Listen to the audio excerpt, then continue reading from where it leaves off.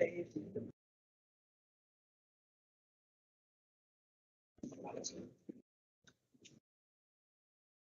afternoon. Welcome to the Bachelor Diploma Ceremony of Mechanical Engineering. For those of you who haven't seen me before, my name is Lisa Gommer. I'm the Program Director of Mechanical Engineering.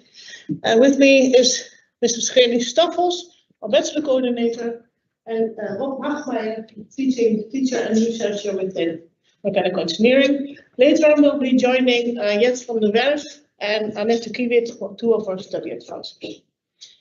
So it's really nice to see you, especially nice to see you face to face, because this group, I think, has been online most of all the groups here.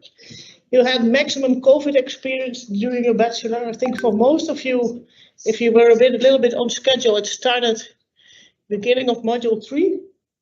But everything went online instead of nicely in groups on campus, and you did the whole thing from beginning to the end. But it's nice that we can at least finish in a normal way, see each other face to face, and have some nice drinks afterwards. What are you going to do? First, Heini will have a presentation about our bachelor program. Of course, you know what the bachelor program, well, you should know what the bachelor program is about. But maybe for your parents and other friends, family members, that they can get to know a bit more what you actually did there, what kind of projects and what kind of project you had to wait there. Then we have a few students presenting their bachelor assignments, a short presentation. I see you go there, one of the presenters, and then Andre, where are you? Ah, there you are. And Thomas. Where's Thomas? In the middle. Ah, you're in the middle. Okay. So thank you very much for being willing to be a volunteer here. Then we have a nice presentation from Rob Hagmeijer about what engineers actually do. We cannot leave you without that information. And then we'll go to the announcement of the Bachelor Award winner. And of course, last but not least, to the awarding and signing of the diplomas. And then I think it's time to give the word to Heini and also the microphone. Yeah, thank you, Lisa. There you go. So welcome also on behalf of me. I will tell you something about the bachelor program, as Lisa said, but before I do that, when we are having this in this academic year, more students graduated, but some of them had their diploma already because they went abroad or they graduated already half a year ago and they needed it for something. So the total graduates was 103. So, but you did it. And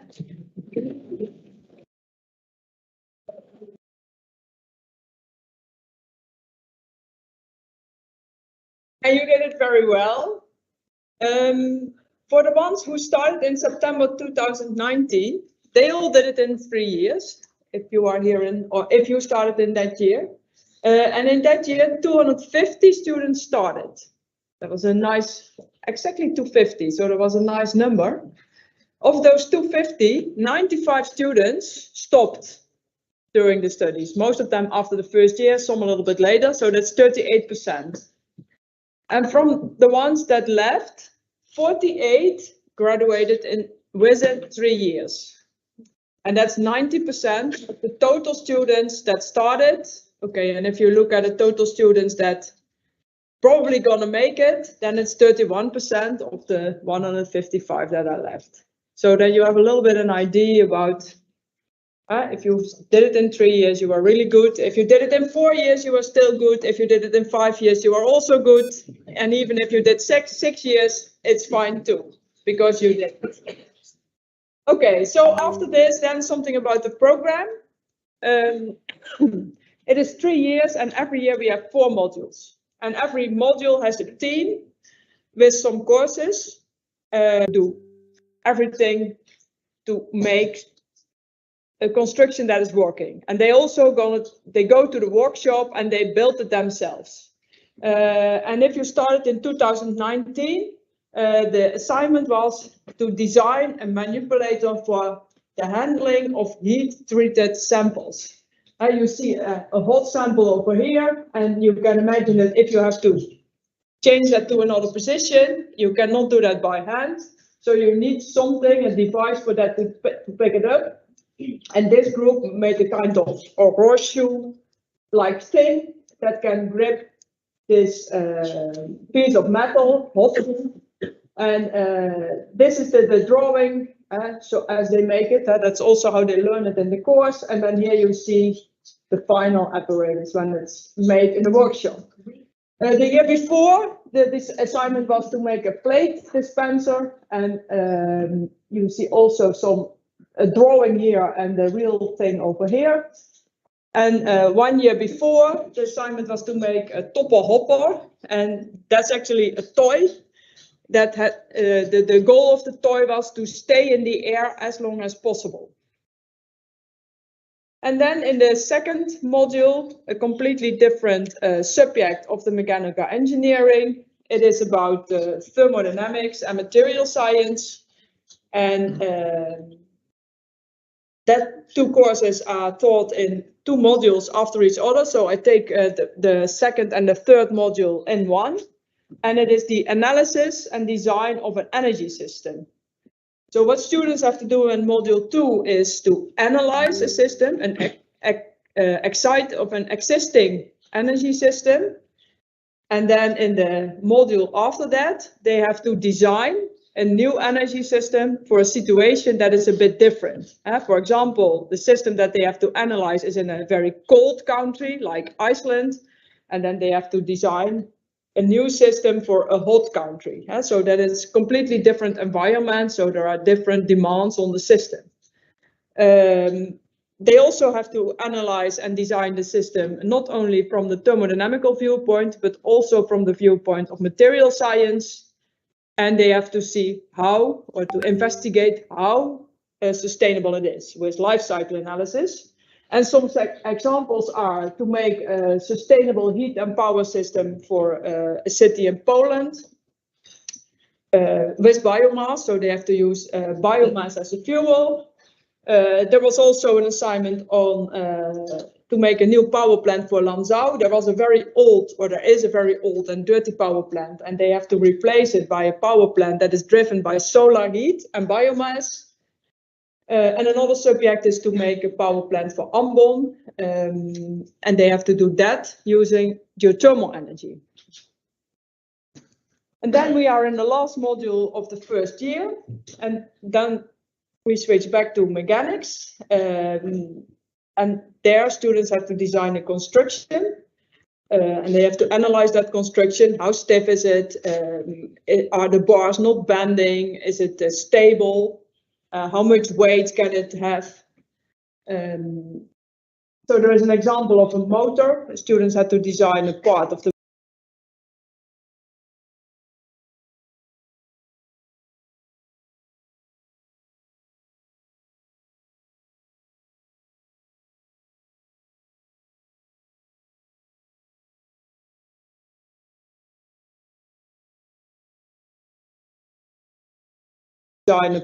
motor, and in the last 2 years, the subject was on a crane. This is a ship with a lot of containers, we know them all, and they have to take off the ship and put on the shore, and that's done by very big cranes. They are called ship-to-shore cranes. There are 2 types of them, the high-profile cranes and the low-profile cranes. Now you see also that in these 2 pictures they really look different, so they have also different, so you need also a different analysis for them and different things to do. So the first year they had to do the high profile, and the year later the low profile cranes. So that it seems a similar subject, but it's completely different. So they cannot copy the results. Then the first year is done, and we go to the second year, module 5.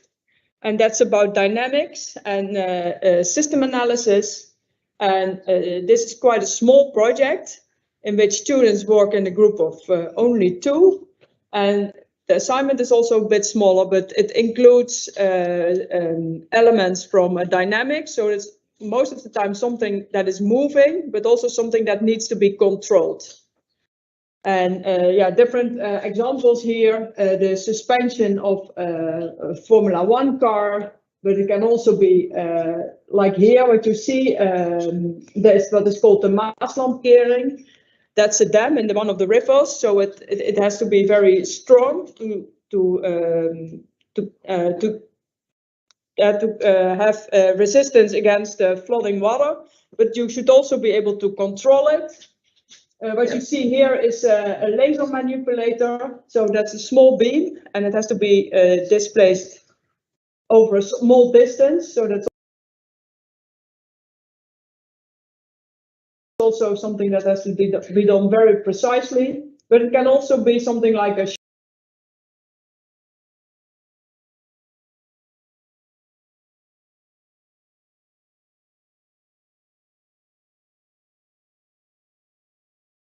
lot of stress.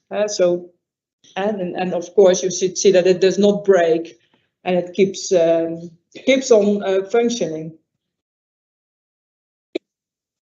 And then here we see a Philips razor.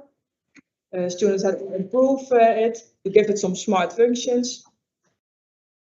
And one other subject was eating and drinking on the road. Yeah, and that's very vague, but that was on purpose, because then students can use all their creativity to design something that can be used for eating and drinking on the road. Then we go to module 7, in which the subject is fluid mechanics and heat transfer. And my colleague Rob will tell you later more about fluid mechanics and how difficult that is. But here the project has to do with heat and cold. One of the examples is, for example, the de-icing of the wing of an aircraft. You can imagine that when ice is growing on the wings of an aircraft, the dynamic properties of the wing change, and that's not very good because the plane can fall down.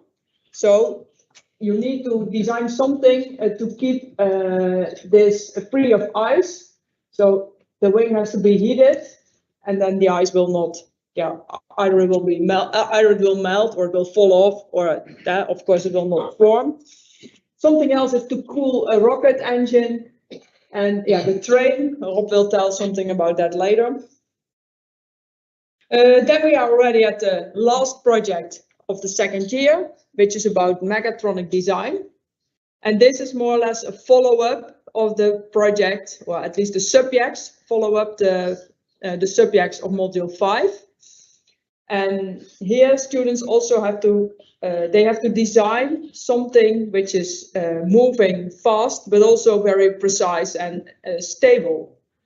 And they not only design it, but they also build it, they make it, and they test it, and they analyze it. And how they make it, that's an example what you see here. These are kind of Lego blocks. And you see the wires and things, and so then the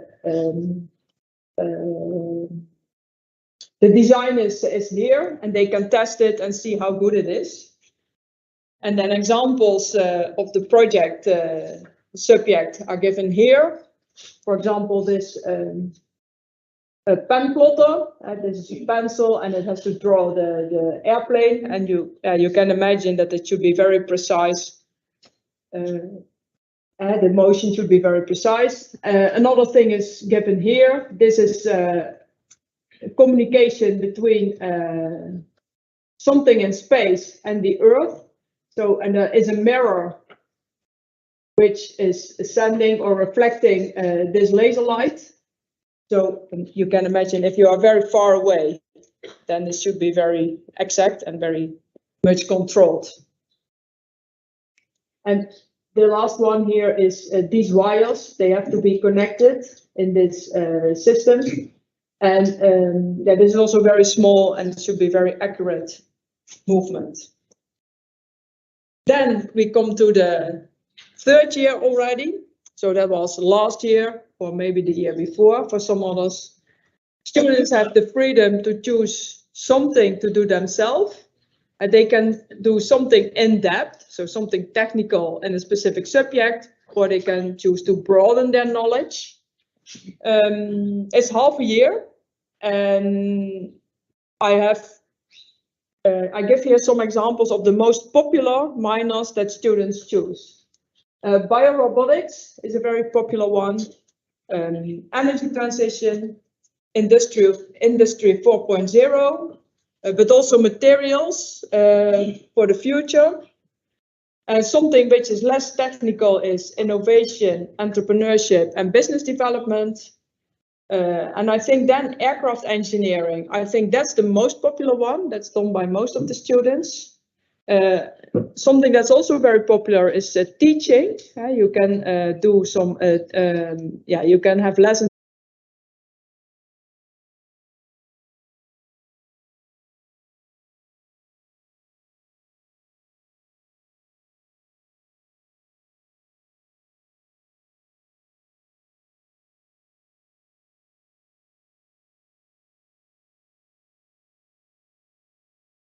Can also join one of the student teams. We have solar team, we have solar boat, electric superbike.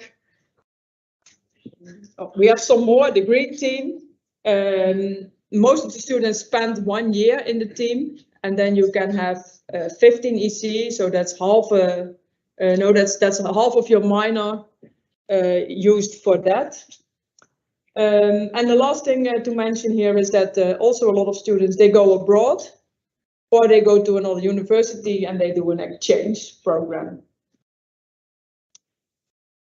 Then we come back to do something in the mechanical engineering program, which is the same for all our students. One module left for that, and that's what we call production systems engineering.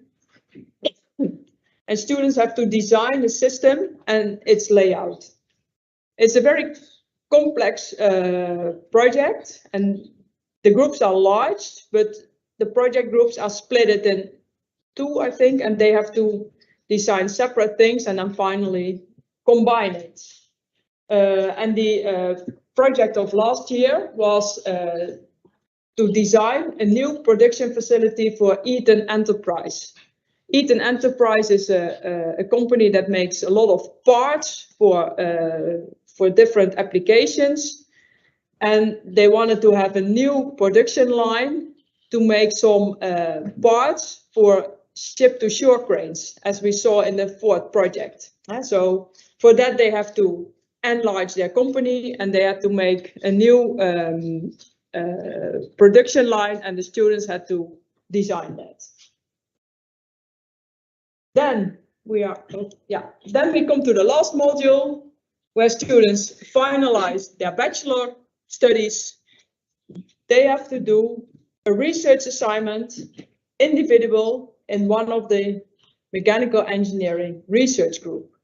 Besides the research assignment, they do also a social impact assignment, and they have to investigate what is the social impact of their research.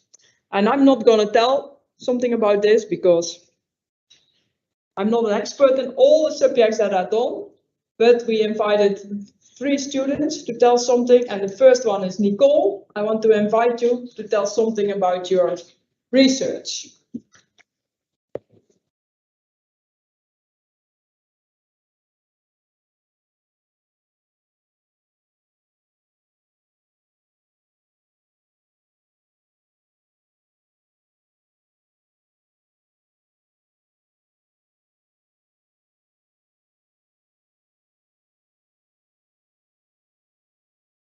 Thank you very much for the introduction, Lisa. So I will be telling you about my bachelor presentation, about the bachelor assignment, and it was about the design and control of a triaxial miniature robot. I already did it over a year ago, so probably already some more research has been done into this, but yeah, I will tell you what I did. So first of all, I will give you a bit of context on where you can find it. So, well, in the medical field, a lot of research has been done into how you can make surgery less invasive. And one of those developments were tethered and flexible endoscopy. So you have a little robot, so let's say, going into your body, but it's still attached to a wire, which connects it to the doctors. When it was further developed, it was developed into an untethered endoscopy. So they got rid of all the wires, and you could make it easier. And one big example was the capsule endoscopy of the GI tract. So people who had problems with their GI tract and who needed to see what was wrong, they could just swallow a capsule, and that capsule could make pictures of the tract, and then doctors could make a conclusion out of it on how to approach with the surgery, for example, or if surgery wasn't needed. So, well, they even want to develop this further. So, because the GI tract is a very large tract in your body. However, if you want, for example, also to implement this in smaller parts, for example, your veins, it should be very small.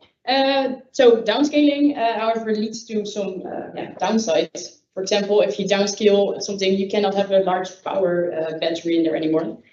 So this led to the fact that if you would put this robot into your body, it couldn't travel very far. So the research group I did my bachelor thesis in came with a solution, and that's called the miniature electromagnetic trioaxial coil capsule. That's a mouthful of words. What does it mean? So you have a capsule, in this case it's modeled as a ball, and in there are 3 axes which have the coil text. So you have an X, Y, Z axis, and it is a coil, and in the coil you can have a current input, and due to that current input it generates a certain magnetic field. And when you would put that magnetic field into other external magnetic fields, which, for example, may be generated by MRI scanners, which are already implemented in a lot of hospitals, it can induce a certain motion. And if you do it correct, it can induce a rotation motion. And when you would then attach a propulsion mechanism to your robot, it can move forward into the body without needing any power sources in it. So you can make it very small. So this led to my research question: how do you actually generate this periodic orbit to let the capsule rotate about a certain axis? Well, first with my supervisor, because I had no idea how to start, we discussed what I should be doing. And since it was Corona, I wasn't really allowed to do a lot of physical stuff at the university. So we did mainly a theoretical research. So first I had to derive a dynamic model. Then we had to test it about some conditions and stability analysis in order to see if, well, the proposed solution might actually be able to work. So first I derived the dynamic model. It gave me some very long formulas, and I won't bore you with them, but I can show you the outcome of it. So here I gave a current input in the x-axis. However, I aligned it in a magnetic field, which also has which was aligned in the x direction. So as expected, it didn't give any motion.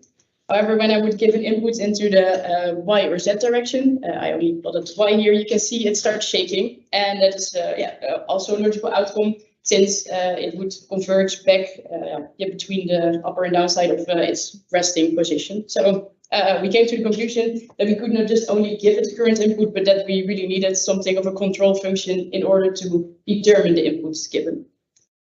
So then we went to the conditions. Well, first I had to test against the Lipschitz condition. When I first heard of it, I had no clue what it was, as probably you all don't know. But the Lipschitz condition actually tests against the uniqueness of solution. So you can say that if we design a controller and we want to test if our controller is unique, we can apply it with our example. If, for example, you give a robot a begin position and the input, and then it follows a certain trajectory. And you want to make sure that if you do that the same with the same starting point and the same current input, you want it to follow the same trajectory again in order to make sure that you know how your robot reacts to what you give it as an input.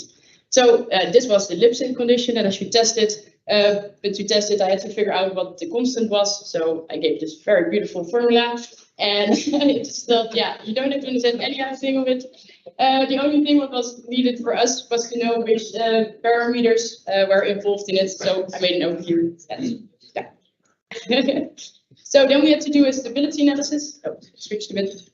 But the Neophonic stability actually tests your system. It describes a certain energy state or velocity state, so state where in your system is.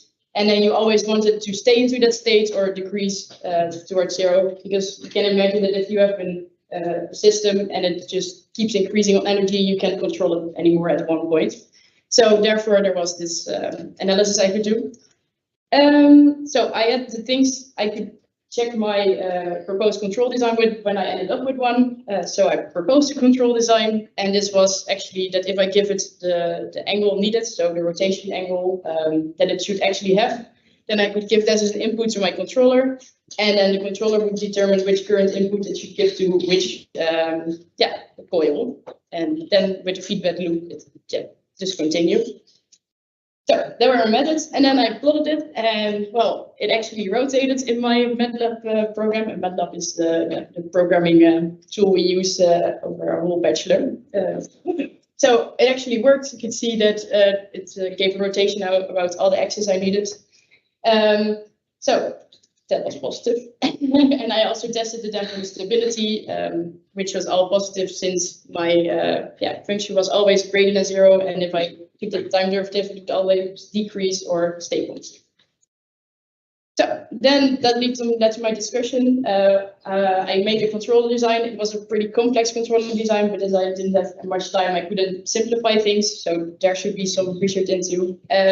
Furthermore, in my MATLAB model, I wrote it gave a rotation around the x-axis, but as my magnetic field was aligned around that axis, it actually shouldn't work, but my limits were wrong. So that should be optimized as well. Furthermore, it was only tested for unidirectional and non-uniform fields, so that's describes an MRI field. And if it wants to be implemented in something else in an MRI scanner, it should be researched furthermore, and a prototype should be built. Then, through the conclusion, I derived the Lipschitz condition, which can be used by other students or by the research group in order to fine-tune the design with the given parameters. I proposed a control design, but it should then be simplified.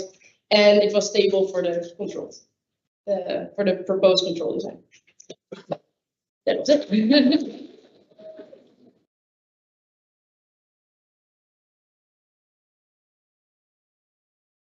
Cool. Then we go to the next one. And that's Andre.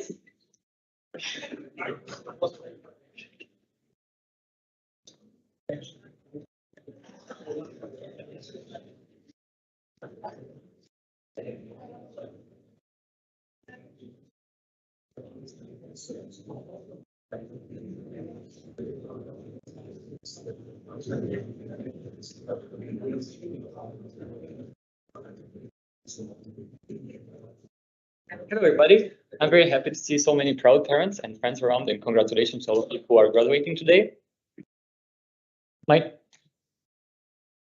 My name is Andre Mitra, and this is the project that I was working on for the last 5 months. And this was for my bachelor thesis. What you can see is a robot bicycle that can stabilize, so it can stay upright, only using steering.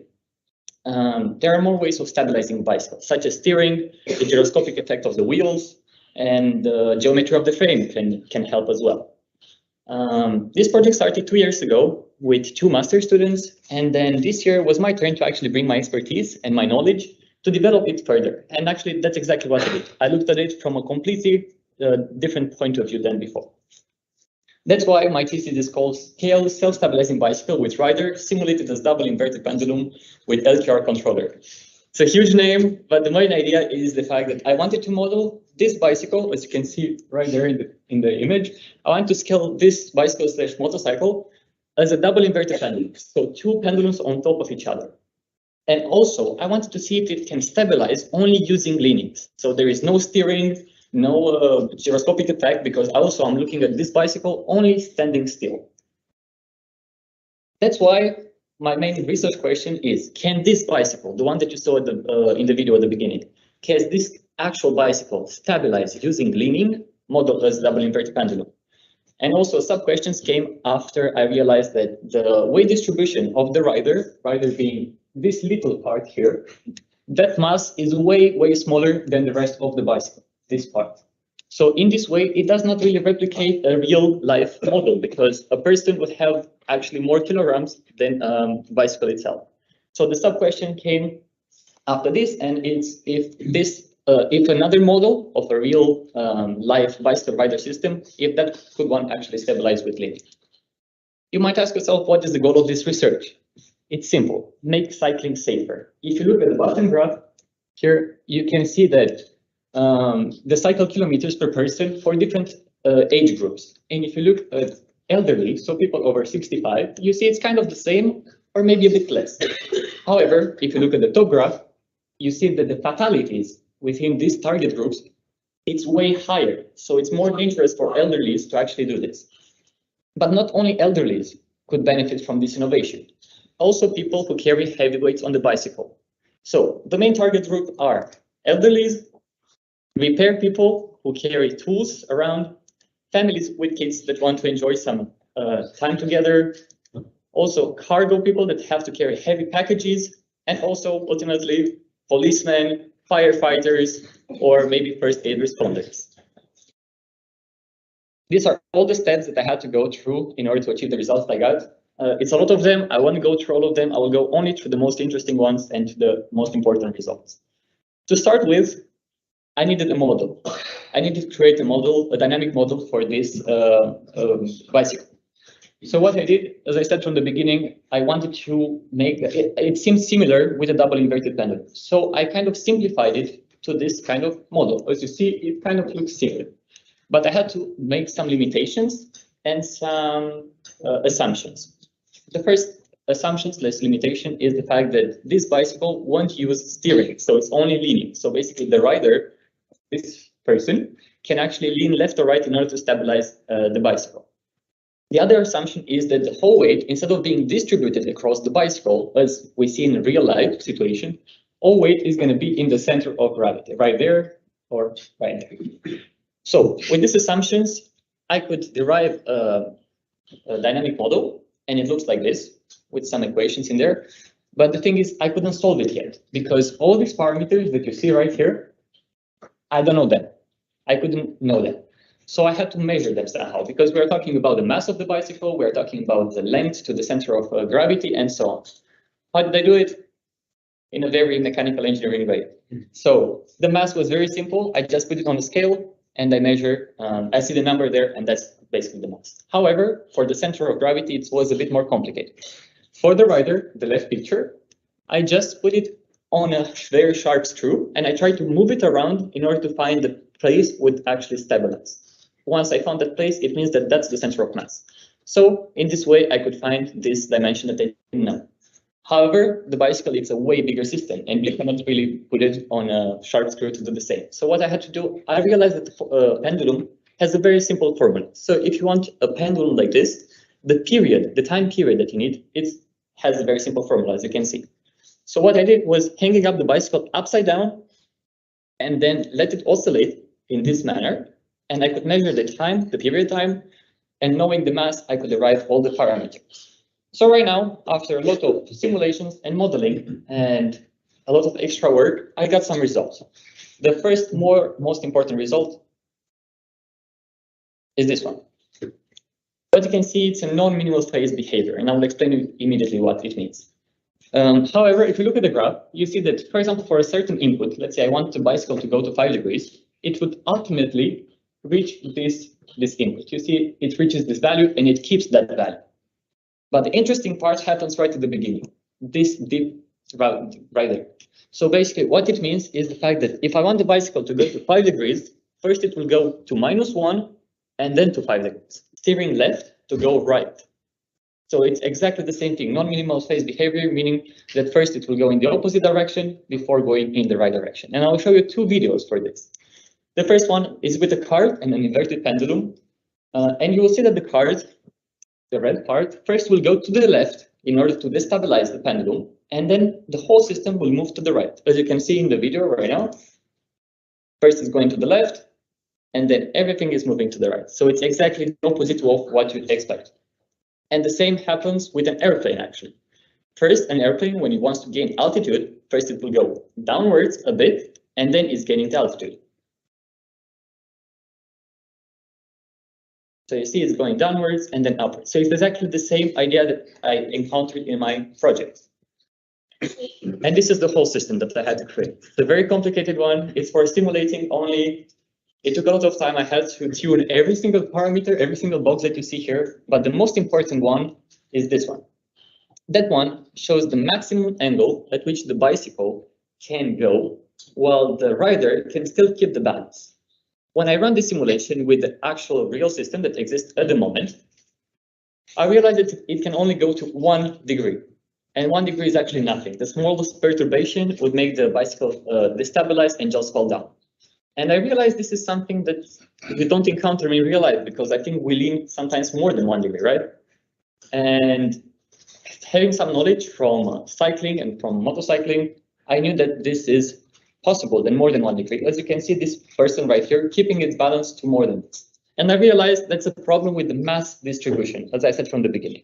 The mass of the rider, the metal piece that was on top, it's way, way smaller than the mass of the bicycle itself.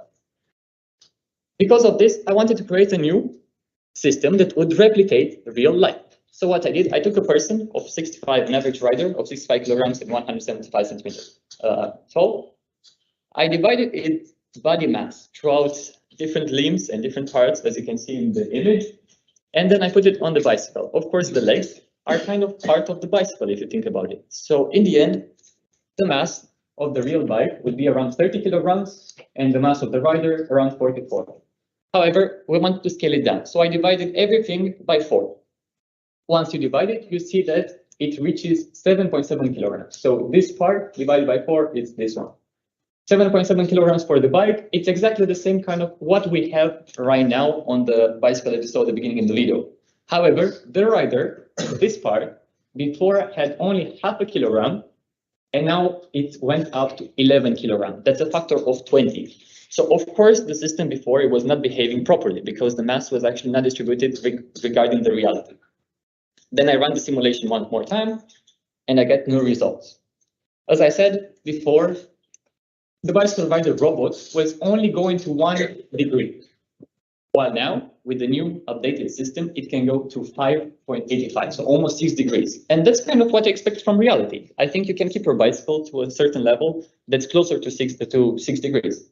And also the rider, before, to keep it at 1 degree inclination, it had to lean to 36 degrees. So you can imagine, bicycle is just tilted a bit, while the rider is completely almost horizontal.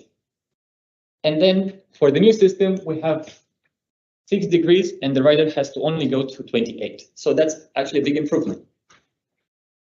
And from here, I got my results. This is the video that's showing how the bicycle is and the rider can actually lean. And you see it staying in that position, it reaches that and it stabilizes. So actually the bicycle robot of a new real system could do this. And I had some recommendations and conclusion, but I guess the most important one is the last one, experimental testing. Especially you could combine the leaning part that I did until now with steering, the one that was researched by the master students, and also with forward velocity, because until now, the leaning was considered standing still. So no forward velocity and also no stabilization from the gyroscopic effect and so on. So more of this would actually be experimental testing. The other paper that I had to research was the societal embedding. And I wanted to look in the influence of self-balancing bicycle over societal and ethical perspective. For this, I did more types of analysis. The first one was an actor analysis that is looking at 3 main groups: the research and development one, application and use, and regulation and support. It's looking at the stakeholders of these groups and trying to find the linkage and the influences between them, how they influence each other. The second analysis was a socio-technical configuration in which I was looking at different parts of our society and how they have to change in order to accommodate this new, complete new innovation. Because the market might change, the infrastructure might change, and so on. And the last analysis was an interview with experts, because I had the luck to actually work here in a department, and I could actually talk and ask some experts from the field of robotics, engineering, psychology, and philosophy to ask about their opinion in self-stabilizing bicycle and what do they think about it. The consensus was a bit negative, actually. Maybe the world, maybe the society is actually not ready for it right now with the current infrastructure that we have. And maybe we will need more charging stations for the future, or maybe the legal terms should change. Who knows? Maybe in the future you'll need a driving license for it, or wearing a helmet, and so on. So there are many changes that actually appeared. However, where maybe in the future this is going to happen, and we're already one step closer to this, because TU Delft, Technical University Delft, and also Gazelle, they made this prototype of a self-balancing bicycle, and they won an award for the National Sport Innovator Award a few years ago, in which they could actually make this bicycle from 4 kilometers per hour to help the rider, so only to assist it, in order to keep it balanced. And that's already one step forward. So who knows, maybe in the future, we'll actually see self-balancing bicycles. That's all. Thank you.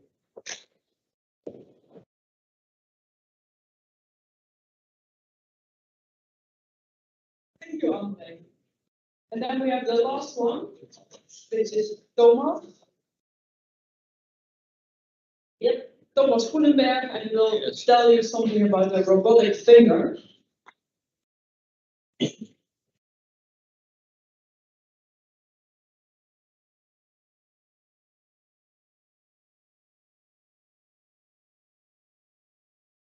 Okay, welcome everybody. My name is Thomas, and I will also tell you a bit about my bachelor assignment, which you can already see here. But first I want to say congratulations to all the students who got their bachelor. I know it's been, you studied hard. It was hard sometimes. I'm thinking about Dynamics 1, which I'm sure is a bit of a nightmare for some of you, but you all made it, and that's fantastic. It's really a milestone. And now also with looking back, you can also look to the future about what you can do with mechanical engineering. Of course, as Jenny already explained, we do a lot with very heavy machines, cranes, maybe the aircraft industry, automobiles, heavy industrial robots. But with mechanical engineering, you can do so much more and go also a very different direction. And that's also what I did, because instead of using hard materials such as metals, I looked into soft robotics. So soft robotics is actually you replace the hard metals with soft materials such as silicone rubbers. And the soft robots are not powered with big motors or electromotors, but rather by air pressure. So basically what they are is some very thick balloons basically. So they're very, very soft. And by designing them in a certain way, you can make a finger-like device. And when you inflate it, it bends like your actual finger. And there are many more movements you can make with them. You can make one that extends, you can make one that twists. And together they can make all kinds of devices, such as the gripper you see in the top right corner. And because these robots are so soft, because they're made of rubber, they are very suitable for use with the human body. For example, this rehabilitation device, but also for inside the body for operations, surgery. So that's really nice. And what I did in this field is I was looking for a design of a soft robotic finger for tissue palpation. So basically what I did is I also made this strange balloon that can bend. And I wanted to use it to touch the surface of your skin and then see if it can detect any hard lumps underneath the surface. So, for example, cancerous lumps or something like that inside the tissue. To do that, I designed a soft robotic finger, which you can see there. It's not that pretty, but I made it myself, so it's honest work. And which would be inflated, and then it would bend. And then in the top, there are 3 air chambers. They are in blue here. And these air chambers are sealed, and there is a pressure sensor connected to each one of them. And those 3 chambers are used to detect the hard, possibly cancerous lumps in tissue. How that works, I can explain with this figure. Because here you see 2 air chambers with V1 and V2. And they press against a block of tissue in the white. And that block of tissue contains a hard lump, that's the red spot. And you see if you press something on your skin with it which has no hard lump inside, so V2, both the skin and the soft rubber device will both deflect a little bit, so they will both be compressed a little bit. However, when you touch a piece of your skin or tissue which has a hard lump under it, the device actually has to deform a lot more because your skin is not that flexible there when you have a hard lump under there. So you see that there is a difference in the volume in the chambers that you end up with. V1, chamber V1, has a much smaller volume, chamber V2. And when you compress that air, it also means that the pressure in chamber V1 is much higher than in pressure in chamber V2. And it is the difference in pressure between the two chambers that I used to see where the hard lump actually is. I got a...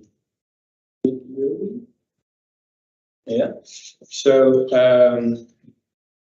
you see here, if you move the air chamber towards, this is a hard object, you will see that one of the chambers is actually deflected more, and it results in the higher pressure. It's the blue one that's actuated now. It's the results in the higher pressure in the chamber. So now I know that from this data, the hard object was pressed into the blue chamber. I made some models to test this device on, which are basically blocks of rubber with a harder particle in there. And based on that, I wanted to see what can this device actually measure? How good is it? That was also the main question of this research. And I will not bother you with all the results and the graphs and the formulas. So I just summarized the results. In the end, it was clear that the device could actually spot hard lumps of around 7 mm to 40 mm in diameter. So those are still quite big, but it was actually a nice result for something that I made myself. Also, they could be detected at a depth of 7 mm. So that's actually quite far into your skin already. And the stiffness ratio between the hard lump in red and the surrounding tissue was 1 to 5, which is actually quite nice, because that's also the range of stiffness differences between cancerous tissue and normal tissue. So by this research, I think I can conclude that it is very feasible to use soft robotics for things like cancer detection in the future. However, the device I made really needs to be a little bit more accurate, because, of course, lumps of 7 mm are already quite big. You probably can also spot those yourself. So the design needs to be changed, needs to be made more accurate with better sensors and a better design of the finger itself. But I think that in the future, this definitely can be realized. I hope somebody can make these improvements and make it actually work really well. So with that, I want to leave you. And I want to say to all graduates, best of luck in the future with your further studies for your career. Thank you.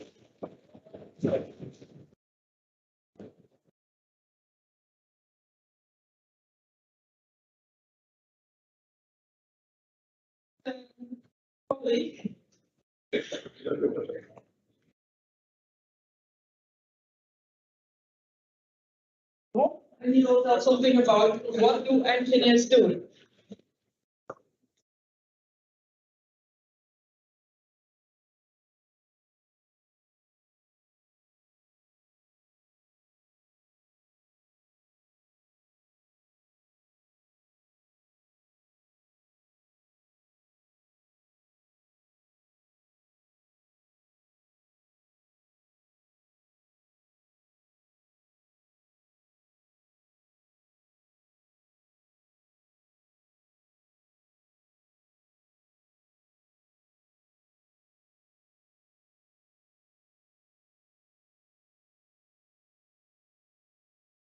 Okay, ladies and gentlemen, welcome. Congratulations, all of you. I would like to review a little bit what engineers actually do. What are we trying to learn our students here? And there is a big difference between high school and university. I think that the university, when students enter for the first time, is a bit of a shock. And I'm one of the persons that increases this shock a little bit, I think. So typically, if you are at high school, you can try to get around answers. For instance, if a teacher asks about Newton's second law, which is the most important law there is, then this little fellow says, well, maybe I know the last line of it. And the professor likes to hear it. And then the other one says this. And this is called Newton's law of motion. And that's not the way we are operating at the university. So in the first year, in the first week, in the first lecture, these students here were confronted with me and my colleague Jurnan Schilder, and we asked them to study the swinging time of a pendulum. So how long does a pendulum take to swing back and forth? That was a really simple question, and all the students knew the answer because they learned it at high school, but we wanted to understand the answer. Okay, so, and this was just before COVID, so you were lucky ones in that sense, that you at least you had this live lecture here, because the 2 years after were online. Not much fun, I have to say. So we were all together in this big lecture hall, and you were very well paying attention, I have to say. And we have this huge experiment with a 2-meter pendulum with a 2-kilo ball on it. You see some teaching assistants, because I didn't want to be near to this. And then there were also tutorials where you got assistance while you worked on the exercises, assisted by master students. And some of those students entering the lectures at that time were now teaching assistants in the course followed this year. So that's really nice to see. Well, we made a big point of drawing proper free body diagrams. All the students know this. You had to use red, green, and blue pencils, and you could get a bonus point. If you didn't do this, you lost your bonus point and these things. And the reason is, and you now all know, that you really need a good graph to have a good theory. If you don't make good sketches, your theory is flowing. Now, and then again, Newton's second law, the most important law there is. Welcome. And you had to apply it to this ball and find out how the pendulum was doing. Nowadays, we have this really nice Eiffel Tower pendulum of 2 meters. And we also have another one of 2.5 centimeters. So the teachers are also progressing, I would say. So this was a bit of a shock, I know this, but all of you passed clearly.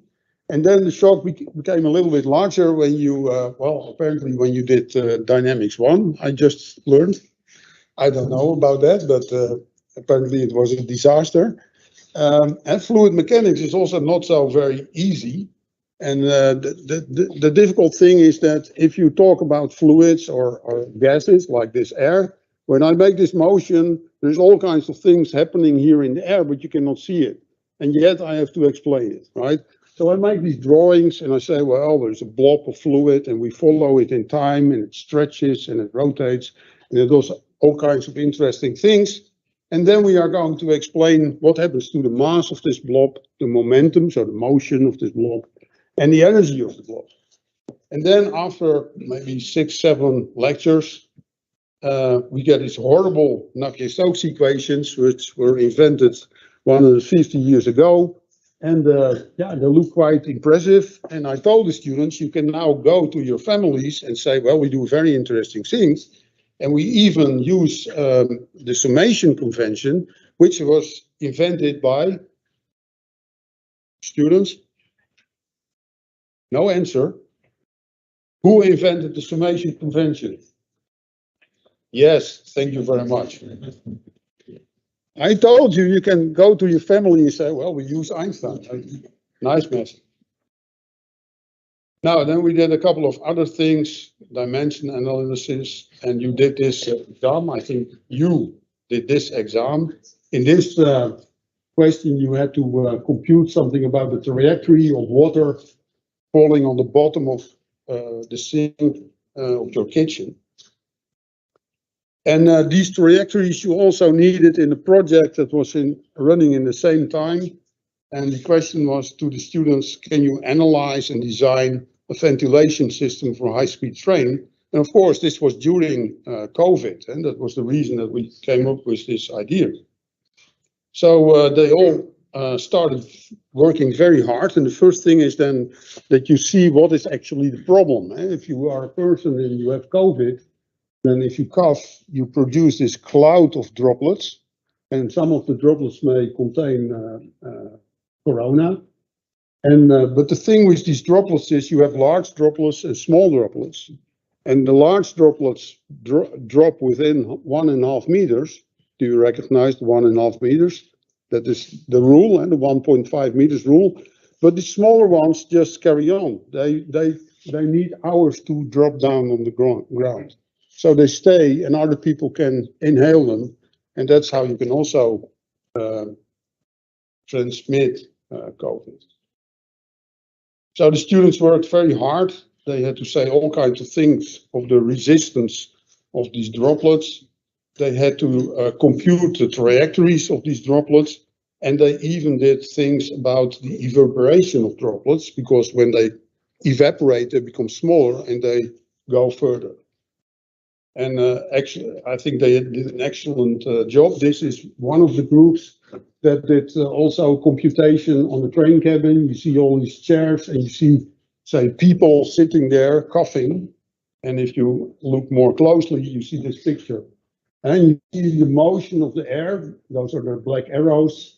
And you see the trajectories of the drops. So it's a really impressive job what they did. Now, of course, everything that we do and teach here relies on the people before us. And that the most famous one, I think, is Newton. He was a physicist, and he invented in 1666 the Newton's second law.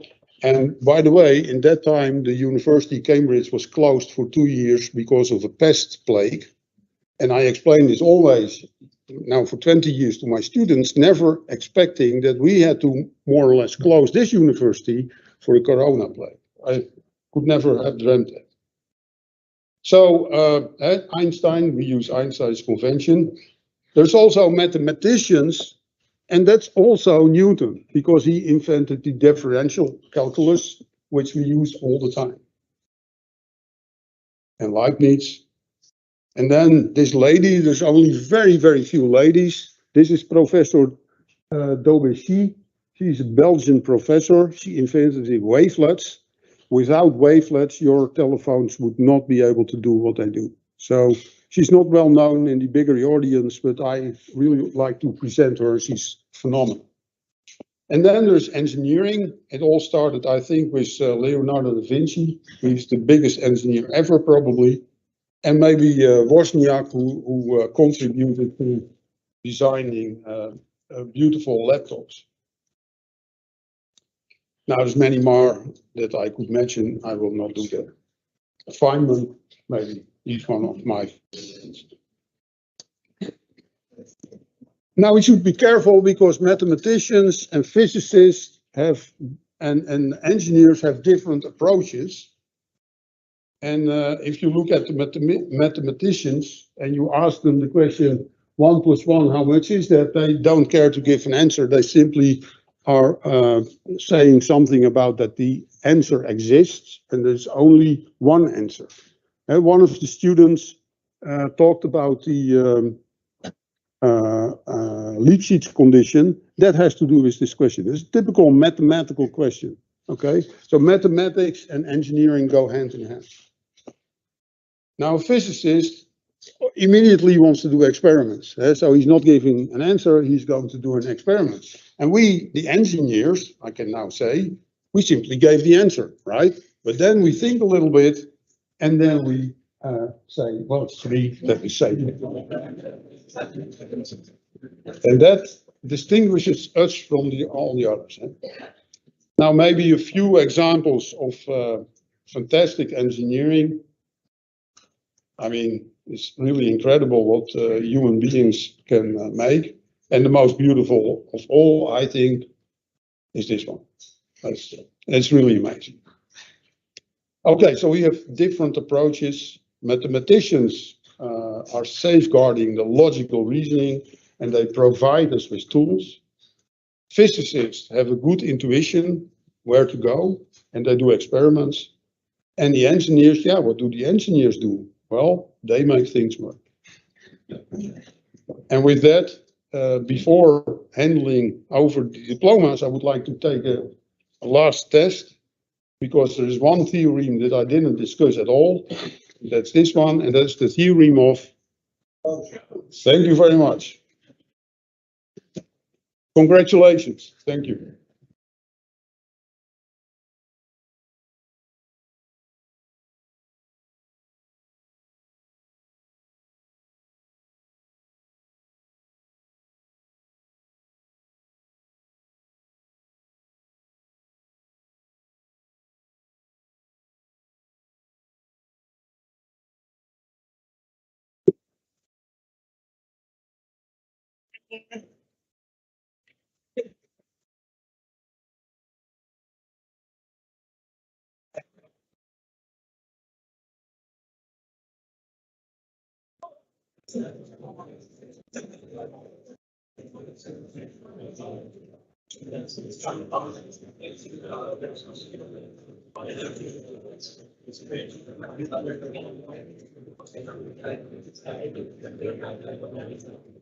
Now for the last part, announcement of the Bachelor Award and then the handing out of the diplomas.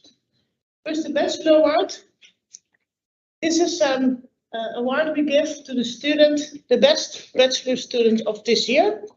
The award is made available by UD professor that used to work here, a thermal engineering professor Bert Brouwers, and it's meant to for the most excellent students, the best students, to get the best out of themselves and their career.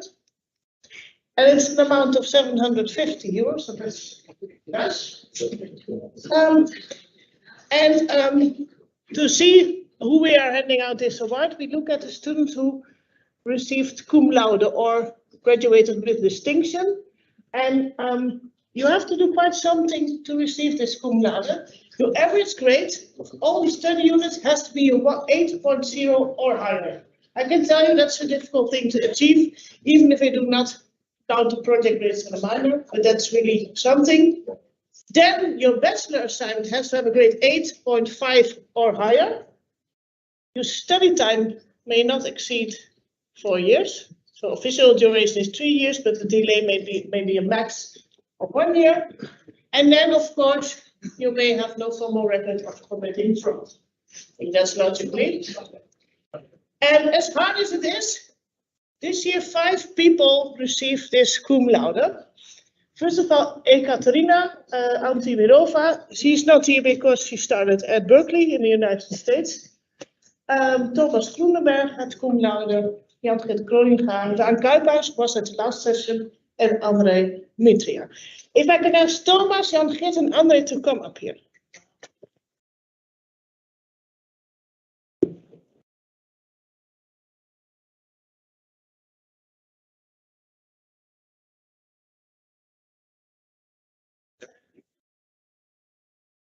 These are our 3 or 4 best students. We already start giving even a presentation. Do you know what they can do? It's quite impressive. The first nominee, André Mitria, had impressive average grades of 8.2, bachelor assignment 8.5, and you did your minor in biorobotics and aircraft engineering, as most mechanical engineering students like. And on top of that, you also did an honors program, the mathematics track. Wow. How did you manage that on? I'm also TA in 3 years. Yeah. Yeah, you were TA with Genie, I think, a lot. Genie and statics, mechanical materials, etc. Yeah. Dynamics. Dynamics. Dynamics, a lot of TA jobs. I don't know how you manage that, but I'm very impressed. You can now sign your diploma with Chemie.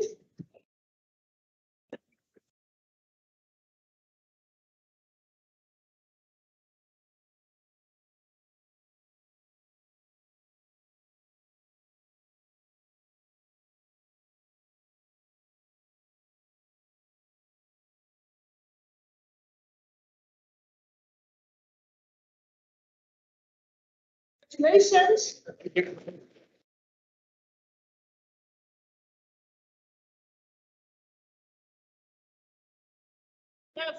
Ekaterina was not here, grade average 8.3, bachelor assignment 9, did a minor composed by yourself of several master courses already. And honors, you did a combination of different tracks. What students can do, it always never seems to amaze me. Then we have Jan-Geert here. Also honorable mention, average grade 8.5, bachelor assignment 8.5, also did the biorobotics and the aircraft engineering, and you also find time to do the mathematics track on top of that. I think that's, you can sign your diploma now. Okay.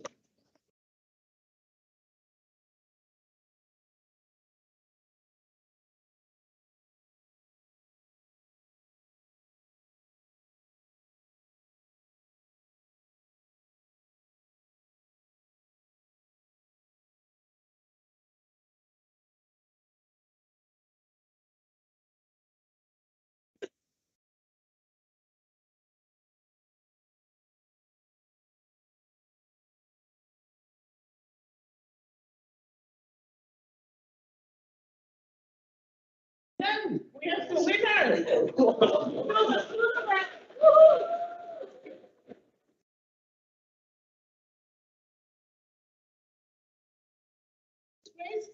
8.8, I don't know how you did that.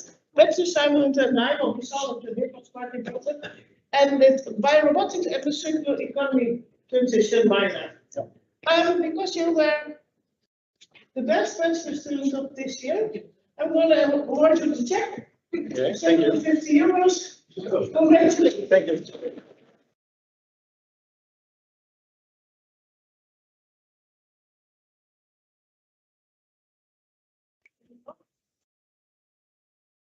Which was a bit tailored, so and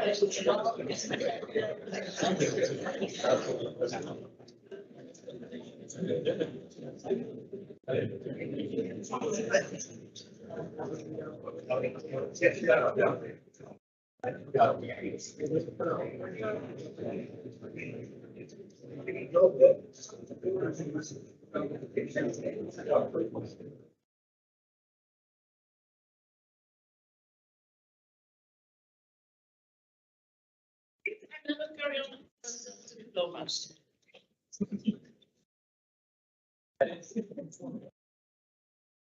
Okay, a little bit about, we move this slide yet. About the procedure for signing, awarding and signing the bachelor diplomas, we have 4 tables. Table 1, Amy Stoffels. Table 2, Jet van der Werf. So halfway here at 3, and then Annette Kiewit at table 4. I will show the names in benches of 4. You go to the same table you assigned to. You can sign your diploma, of course, for family and friends. This is the opportunity to make some pictures if you want. Just one thing, we are not going to give everybody hands. We are going to enter your diploma because we still have, of course, COVID running around, and we want to. We do not want to contribute on more cases of COVID. So then we continue to the first ones who were not present but did pass their bachelor exam. This is Rens Reiners, Stijn Goldman, Kenneth Ariel Rianto, Stef Ott, and Lars Epping. They will receive their diploma in another way. And then for the first 4, I'd like to have here Wolf Breunking, Wu Li, Huan Kayer, Ivo Wevers, and Jack Cumming.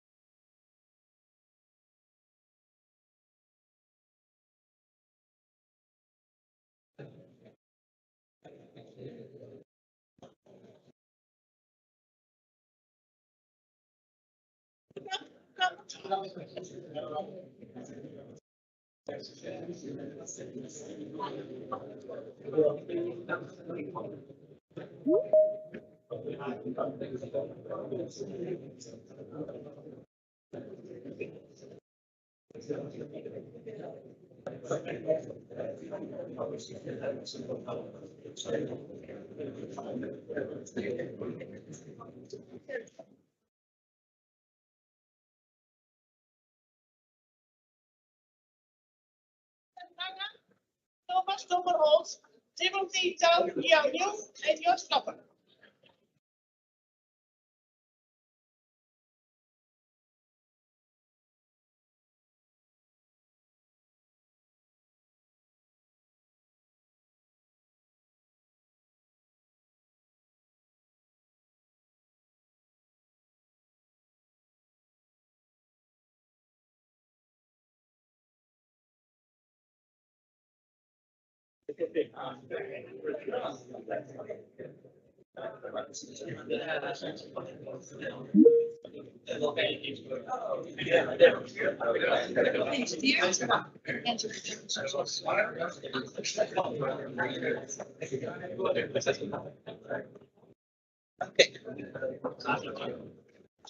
Next group is Stone Marco van Knevel, Julia Boris en Gijs van Tellenboer.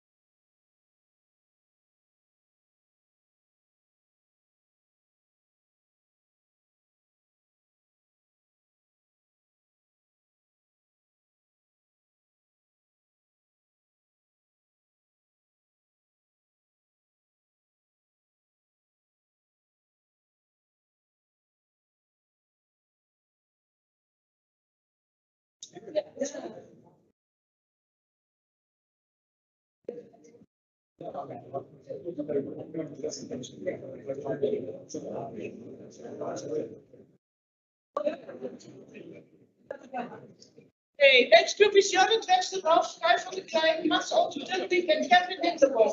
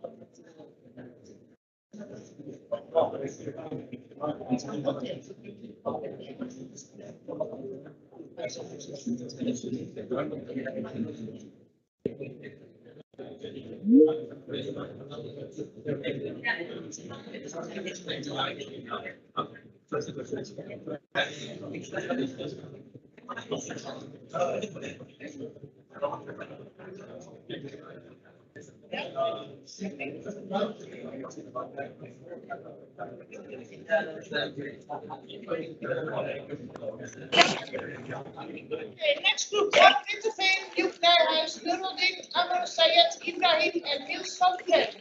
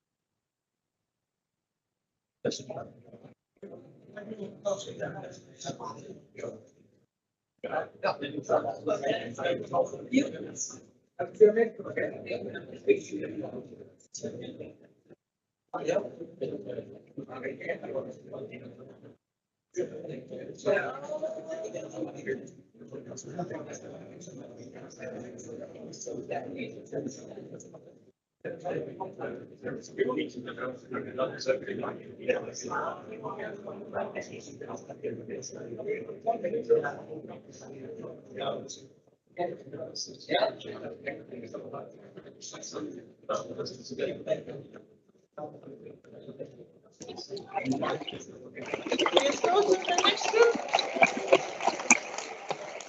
Gabriel, Gilles, Rivera, Goed David,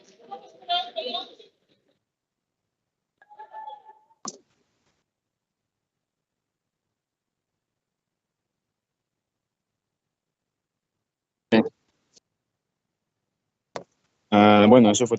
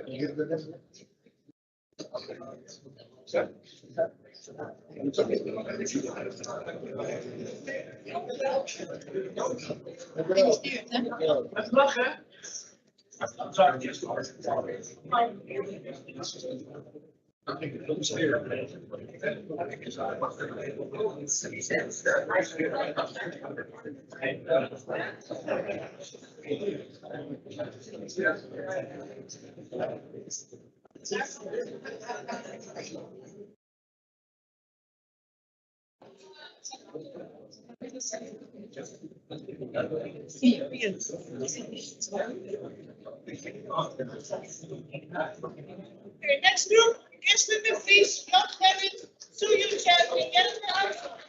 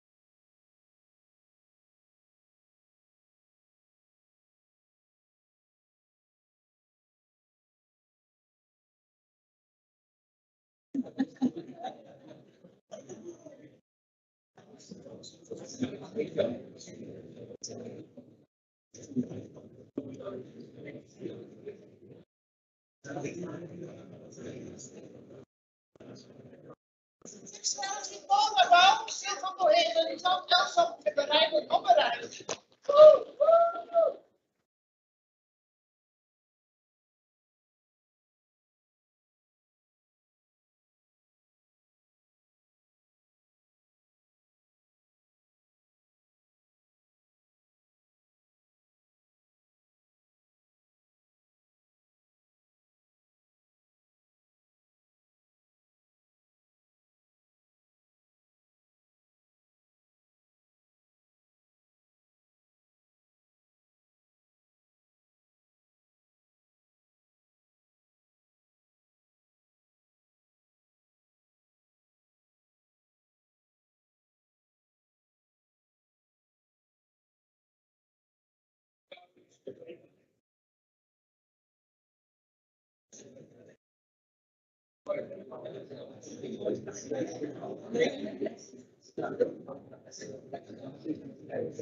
En dan is het.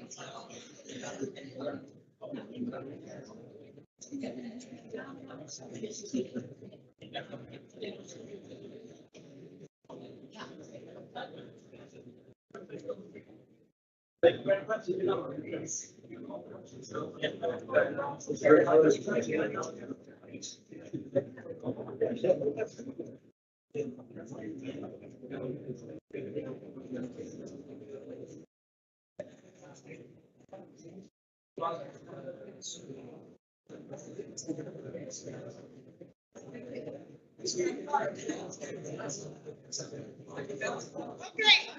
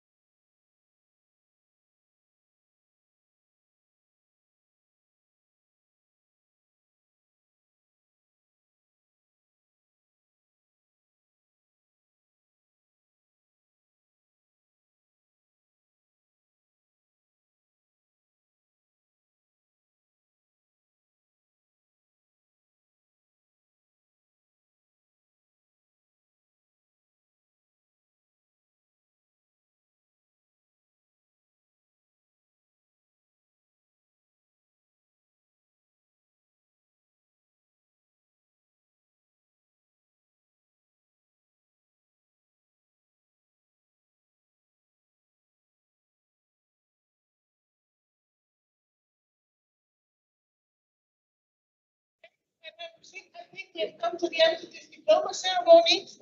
I'd like one more applause for all the graduates one more time.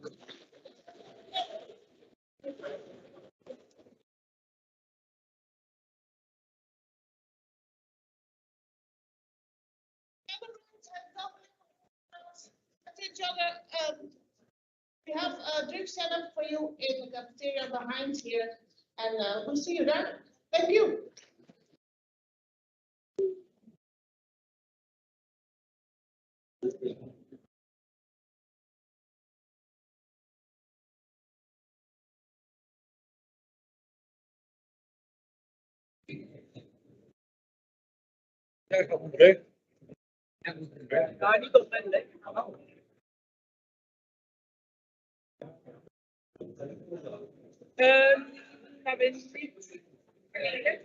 People at home, we finished. We will also finish this live stream.